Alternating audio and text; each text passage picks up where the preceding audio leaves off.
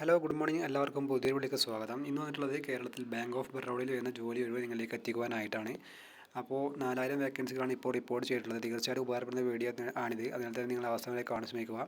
ഒരു പ്രാവശ്യം ഈ വീഡിയോ അപ്ലോഡ് ചെയ്തതാണ്. അത് അപ്ലൈ ചെയ്യാനുള്ള ഡേറ്റ് എക്സ്റ്റെൻഡ് ചെയ്തിട്ടുണ്ട്. അത് അറിയിക്കാൻ വേണ്ടിയിട്ടാണ് ഇത് ചെയ്യുന്നത്.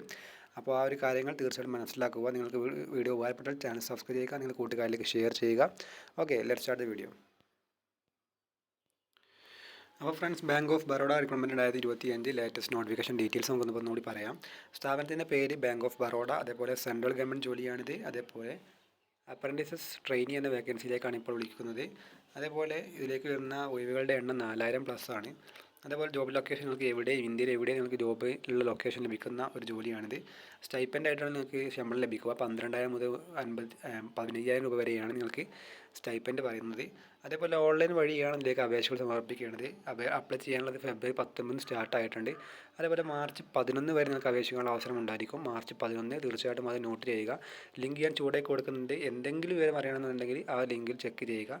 ബാക്കിയുള്ള കാര്യം നോക്കാം.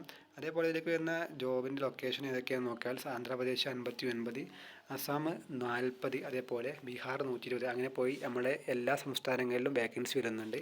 കേരളത്തിൽ എത്രയാണ് നമുക്കൊന്ന് നോക്കാം. കേരളത്തിൽ വരുന്നത് 89 ടോട്ടൽ.